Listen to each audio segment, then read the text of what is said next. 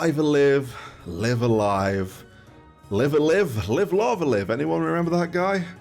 No, we are talking about Live Alive, and more specifically, the demo that dropped a couple of days ago. What is up, guys? Genesis7 here, bringing you another video, and indeed, we're going into those thoughts and opinions and my overall hype level for the game, and the one issue I feel is holding it back. Let's see if you guys agree. So let's get into it. We're gonna go back. We got a demo dropped a couple of days ago through the third-party direct that was a direct, but it wasn't the direct they were all hoping for. So we're kind of going in a bit salty, but then we came out thinking, oh, that was a really good direct third-party showcase thing. But overall, we got a demo for Live Alive out of that. And in typical Square Enix fashion, we got a nice chunk. So Octopath Traveler, Triangle Strategy, Dragon Quest XI, I'm sure there's a few others here and there. We got a good chunk of the game. We got to play the distant future, Imperial China, and a Japanese one, I think. And yeah, my history with Live Alive, I don't really have one. It always cropped up on those top JRPGs you've never played lists, or JRPGs that never came out of Japan, and it interested me, but I had no desire to emulate it or get fan translations.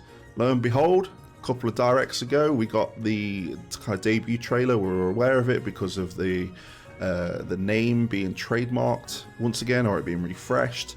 And then we got the trailer, and it's in that beautiful HD 2D, and I was like, I'm in. I am in. And here we are with the demo. So, first of all, graphically on the OLED Switch, looks fantastic on the TV as well. You can't fault those HD 2D visuals. I'm really excited to see what Dragon Quest III brings to the table.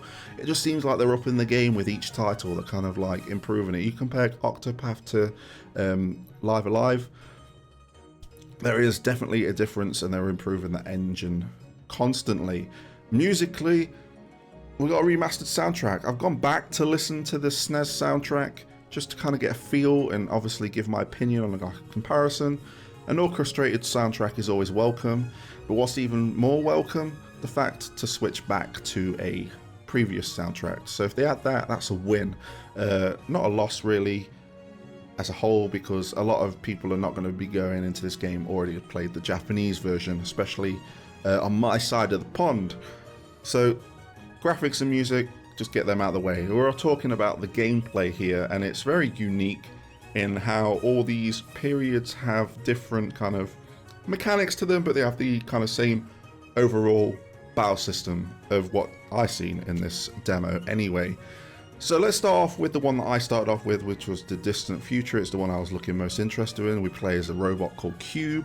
Seems like some shenanigans are going off on the aircraft. It kind of didn't give you much gameplay in terms of like the kind of RPG grinding aspect or battles. You did able to play that arcade like machine, Captain, I can't remember the name off the top of my head, but you got to play that to kind of experience the battle system. But I couldn't get past the second stage or the third wave, where one of the enemies was just resistant to anything. So I don't know if anyone defeated that, but majority of that was story. And it drew me in. Like, I was pretty miffed when the demo ended on that chapter, because we were about to find out some really cool stuff, and I was ready to find out what was about to happen, and it didn't. It was like, thank you for playing, and I was like, okay, you've got me on that one. You did the job, but I wish there was a little bit more, because I kind of went in with the expectations of like these demos being quite big, but I felt like this demo was a little bit smaller on the scale when you compare it to Octopath and Triangle Strategy. I might be wrong on that, but that's the feeling I got. So then I went to play the Imperial China one, where you get to play as an individual that's kind of like on the end of the road now, and he's looking for some disciples, so you kind of hunt around for 3 disciples. You definitely get a gist of the battle system here, because you can go against some tigers, a few bandits here and there. And of course, me being me, I was like, grind. I thought, well, save data is going to be carried across. I'm going to grind. I'm going to grind a little. So I did that, got my team, and that kind of like gave you a bit more of the gameplay. The story for that was okay. I'm interested to see where it goes. Seems like we're going to be headed to like a bandit camp now. So I'm interested to see where that goes. But it was probably my least favorite of the 3 that it had to offer. And that's about it for the China one. Let's go over to the Japanese one. You kind of play as a ninja, like a new ninja, but it has potential. It's been recommended to kind of go here. You've been told that this is like life or death. This is really going to change Japan. And they kind of give you like a big risk here. And they kind of mention like you can sneak, or you can head on and do all these battles. Play as you will. And I like that option. And it does give you that option because you have the ability to kind of like cloak yourself and get past guards. And me being me, I tried it out. I was like, oh, this is a cool mechanic. And then I just kind of grinded through all the fights. And I've got to say that the Japanese one was probably my favorite just because of the sheer amount that you could grind. I do like the kind of like lives taken count. I think I managed to get mine to like 45 or something. I went and did everyone. I wanted to grind because in that specific chapter there are 2 super bosses. One where you can get the Murasame blade, which gives you a significant attack and definitely going to give me a boost when the full game comes out. And then there's a fish, like the Lord or something. It's a giant goldfish basically, and you get like an accessory for beating it. I beat them both because I went into the little storehouse and I grinded, because I love these games where it has the ability to kind of just grind. So I grinded against these like kind of like flame spirits in the storehouse. You'll see what I mean. Grinded till I got an ability at level 13, which essentially it looks like it's broken and it might get nerfed in the full game, but basically it has that small chance of petrifying an enemy, and that works on these super bosses. So I got very lucky. First strike I used it, petrified the guy with the sword, and I got his sword. Then I went over to the fish guy, beat the fish guy, first hit as well, and I was like, okay, I like this. So I grinded that episode, that chapter as much as I could, until you kind of crawl through the final ventilation shaft, and then it kind of ends there. So I definitely got kind of like a taste of the game. I really like the story of the distant future, and I like the fact that I got to grind 2 super bosses in the Japan chapter. You'll have to let me know in the comment section below if you guys did that. But I thoroughly enjoyed it, really enjoyed it. And I was like, okay, I'm sold on this game, but there's still one thing that's holding this game back, in my opinion, and that's how close it comes out to Xenoblade Chronicles 3.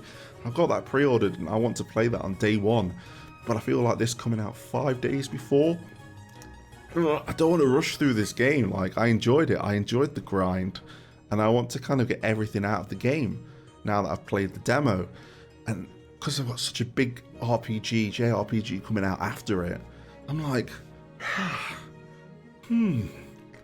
can I do this? And you know, I bit the bullet and I've pre-ordered it in hopes that it might come a couple of days early. It probably won't, but I'm hoping it will. I'm hoping that they'll see this video and they'll think, oh, wait a minute, we've got a Live Alive pre-order here, and we'll send that one out a little bit early, because I want to play it. I want to play it. I want to complete it. So I'm going to be grinding that game like crazy.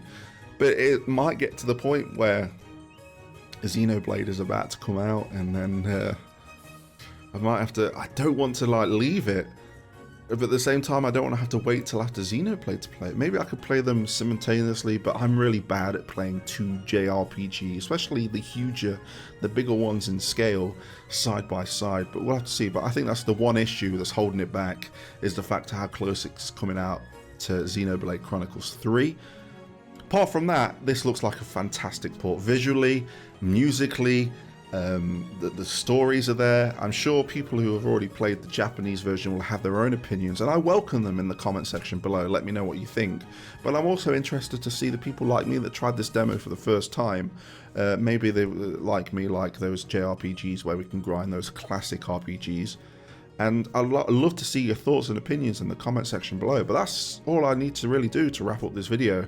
It's a great demo. I suggest if you want to try it, try it. It gives you a good chunk. I'm kind of disappointed with the chunk it gives you. I wanted more, but maybe because I got on that grind a little bit, and obviously the distant future kind of stopped on like a cliffhanger for me, which I was like, oh, why would you do that? But apart from that, Thoroughly enjoyed it. I'm going to be picking up the game, and you're going to be hearing my thoughts of the game once I play through it, whether that's going to be after Xenoblade, during Xenoblade, or before Xenoblade Chronicles 3.